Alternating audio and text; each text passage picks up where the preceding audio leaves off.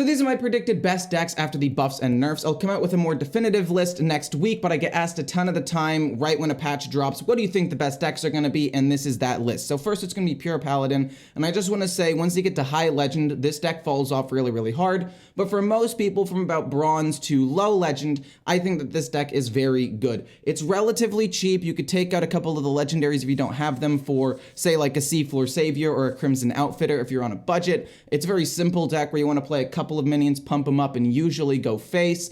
And then overall, it's got a really fun, cool win condition in the Countess. It's just a pretty good deck for anybody who's less experienced at the game. The next deck on the list is going to be Frost Death Knight. And I know, it's going to be an uphill battle with Frigidar only having 3 attack now, but I really think Frost Death Knight can do it. I mean, with a lot of other things around it being nerfed, this not seeing any real changes with this upcoming patch, and it's still already one of the top 5 best decks in the game, I think that this is in prime position to once again go to at least top 3 decks, at least for the short term, because it's already fairly refined. And again, it's fairly cheap. You only need a couple of legendaries, and it's just a lot of direct damage with some cool board stuff. Next is going to be Outcast Demon Hunter. Since the patch was delayed, we don't exactly know what the Predation nerf is going to be, but considering it's the only card in this deck getting nerfed, and it's already the best Demon Hunter deck statistically, I feel like this is going to be fine, especially with a lot of other things around it getting nerfed. I think that this deck is in a prime position to be quite strong. Again, it already is the best Demon Hunter deck in the game statistically. It's got like the 3rd or 4th highest win rate from Diamond through Legend, and I don't think that's really going to change much when Predation goes to probably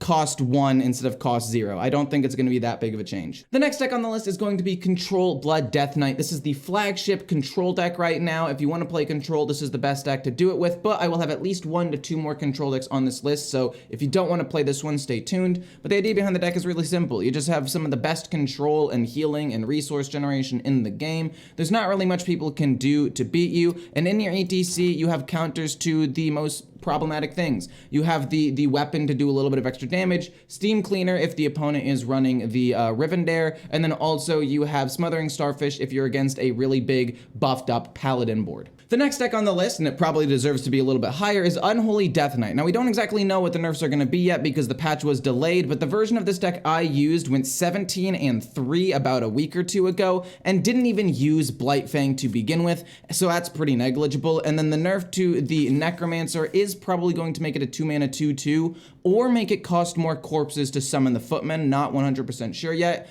Both ways, I don't think it's going to be that big of an impact. You still have a lot of ways of generating a very solid board. The Rancher is still going to create a ton of pressure, especially with the Swarm Guard. You have a great win condition with the Grave Strength and the Marrowgar, so I think the deck is still going to function just fine and probably be a solid tier 2 deck. The next deck on the list is going to be Undead Shadow Priest. I think that this nerf is going to be deceptively harsh because High Cultist Basilisk being 4 mana is very important. One of the best 1-2 punches of this deck is Undying Allies and Shadowed Spirit turn 3, and then you play High Cultist turn 4 for potentially a new board of minions, up to 12 damage of direct damage, which is very hard for your opponent to deal with. And with this going to 5 mana, which is what I'm predicting the nerf is going to be, you need to either A, use the coin to get it out, which is a lot slower, or you just won't be able to do this combo at all if you're going first. So overall, I think that this is a deceptively harsh nerf, but it's still a very fast deck with a lot of direct damage. It's cheap, so it's good for new or returning players. I think it's still going to be strong, just not as dominant as it has been. Next is going to be Totem Shaman. This is a deck that's like been flying under the radar. Every now and then I see it and I'm like, my goodness, this deck is strong. Like, it snowballs ridiculously fast. But the main issue with this deck simply is just the lack of draw. If you do manage to shut this deck down and kill off a couple of the totems, then it's very hard for this deck to come back into the game. But if your opponent doesn't have immediate removal, you can very easily win the game as early as turn 5 if you want to play Jive Insect, or if you don't have Jive Insect, you can take it out for Bloodlust. It's really up to you. I personally like Bloodlust, but both work. The next deck on the list is going to be Skeleton Mage for a couple of reasons. One, as of right now, I think the deck is already critically underrated. I played this deck about a week or 2 ago, made a video, and it went 6-1 and felt very strong. The decks that are problematic are actually getting nerfed, and the decks that this deck does great against are getting buffed. Control Warrior and Control Warlock. The reason why it's important is because Kel'Thuzad and Grand Magister can theoretically scale infinitely, which is something that is very hard for a control deck to deal with, as well as infatize the magnitude. I will say you can take out Glacial Shard if the meta does slow down. Right now it's in there to deal with aggro, especially like Paladin to stop one big buffed up minion. If you want to take it out and put in Fizzle, or you want to put in like Rewind, or you want to put in Audio Splitter or something else that generates value, you can. But yeah, right now that's why Glacial Shard is in the deck. The next deck on the list is going to be Control Priest, which I think is the next best control deck behind Blood Death Knight. So if you don't want to play that, which is a little bit overplayed, I think, Control Priest is a good alternative for you. I think this deck has some pretty cool win conditions. You've got Thief cards,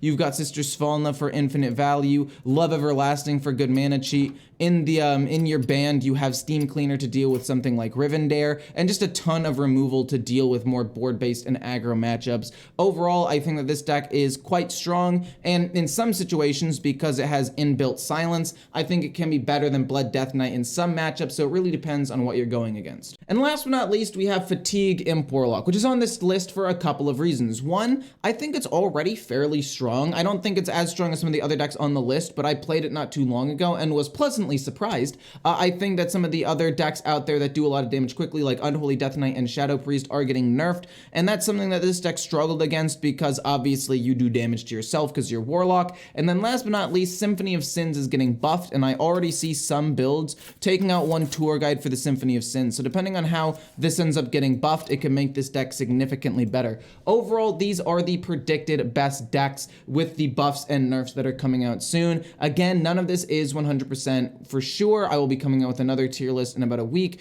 when we have more of a sample size and people have actually played the decks and experimented with stuff, because who knows, maybe the buff to From the Depths and the Riff for Warrior will make more of an impact than I think it will, even though I think that as of right now, Warrior is just so far gone, these buffs aren't really going to help it. It's a more of a core issue than anything else. But yeah, who knows? There are things that could happen. I hope you guys enjoyed the video, and I'll see you in the next one.